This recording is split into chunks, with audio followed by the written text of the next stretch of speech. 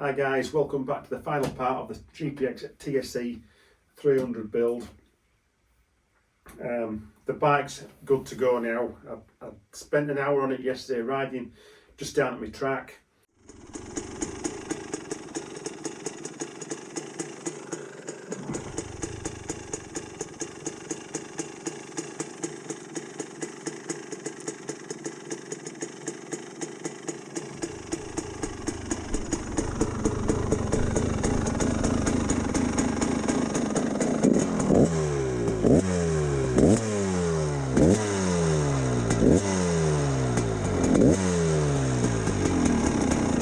Pretty good.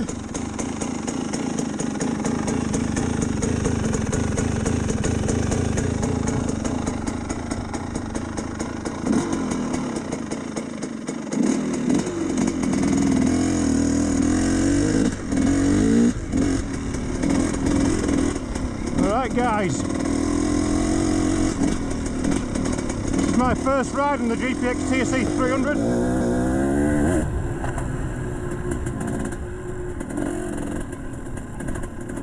0.2 on the clock, on the hour clock. So all it's done is a couple of heat cycles in the workshop at Eurotech.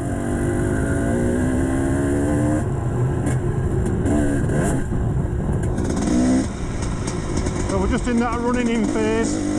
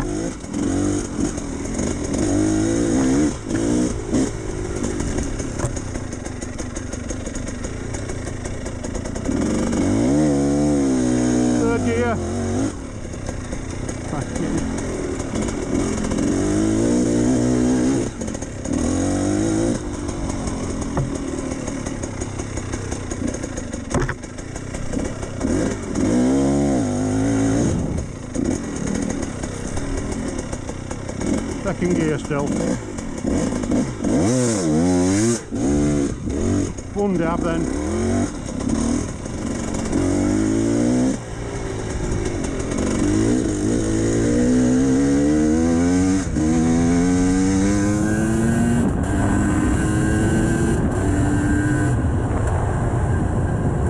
Starting to open it up a little bit now.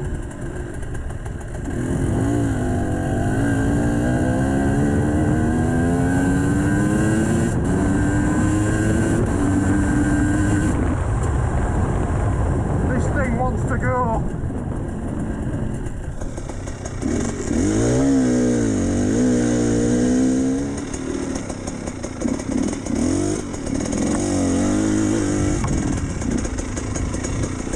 Effortless.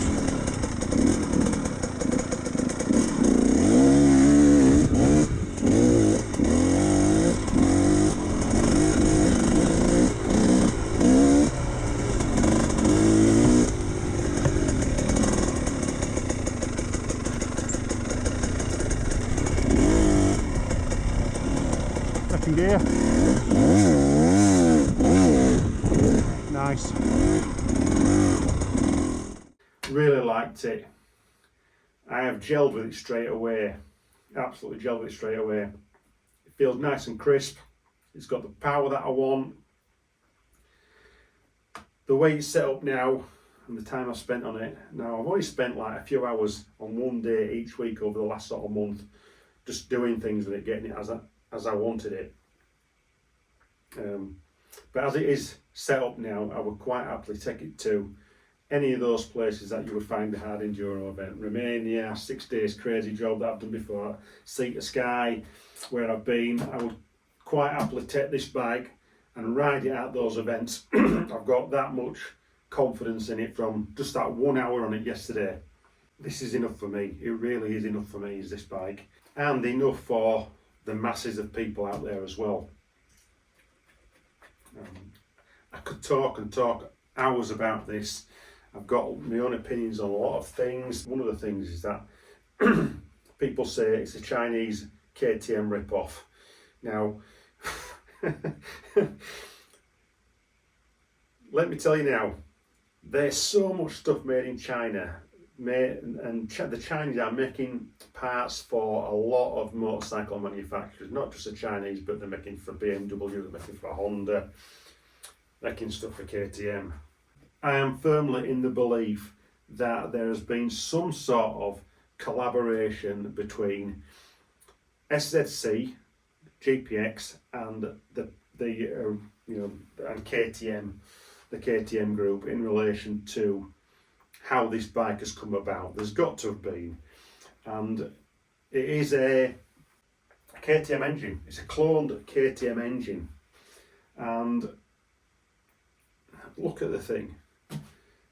I'm pretty sure that KTM, if they had no involvement in the design and putting together this bike, if they had no involvement at all, they wouldn't stand for what's going on. I'm pretty sure of it, and my understanding is, what people tell me, is that the factory that actually put this bike together are doing things properly. So like I said, there's a lot of things that we don't know, we're not privy to. And if you ask the question, they're still not going to tell you. Because why is it our business?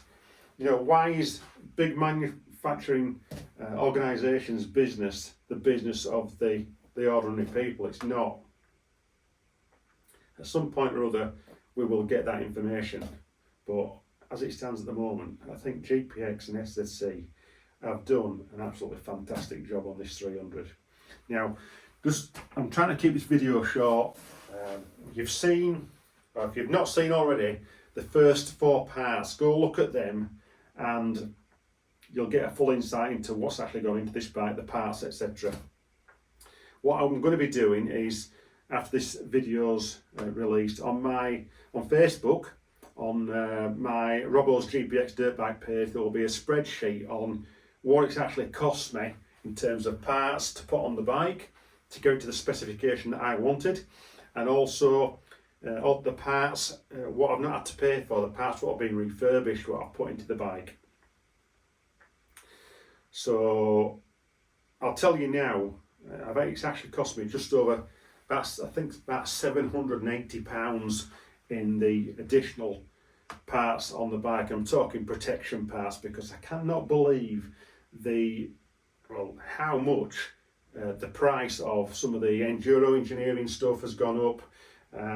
Rad braces, chain blocks, you name it, exhaust guards, the price has just risen. And it's those parts what I put on which I need them, I want them to protect my investment.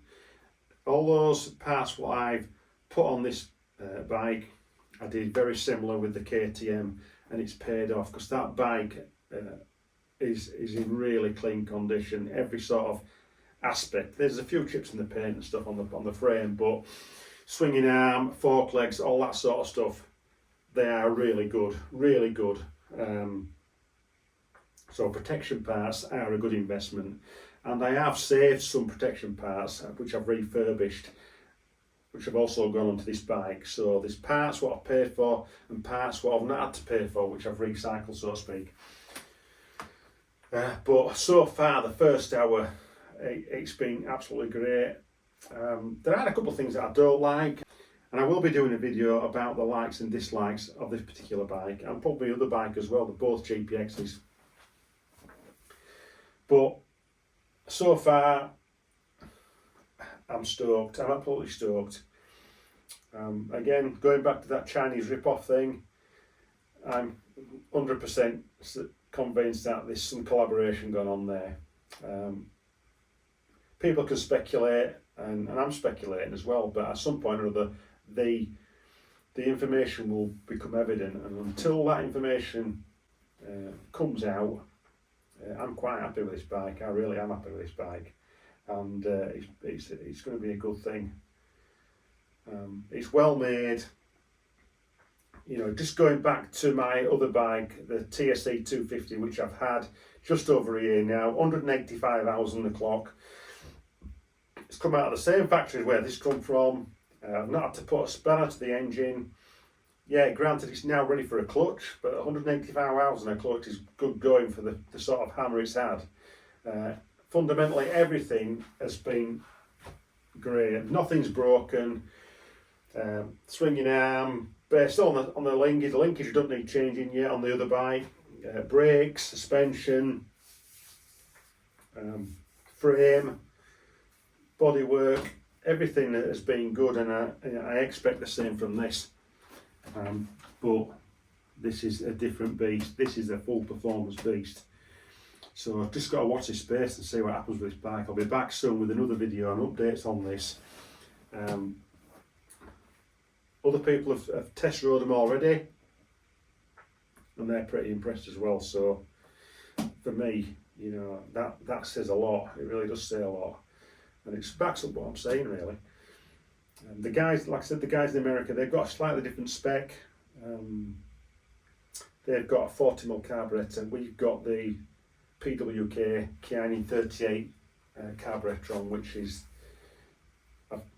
I'm really happy with the jetting now. I mean, all that from the jetting that I put in initially, all I've done is change the pilot, drop that to a 35 in the pilot. But we've got its own Eurotech jetting settings with a needle as well, and we're using genuine Kian jets, and I've got a KTM OEM needle as well from a particular bike in that carburetor, which I'm really happy as it's running. So we'll just see as we start putting hours on, we'll see how things progress, and we'll see how things progress with the fuel consumption.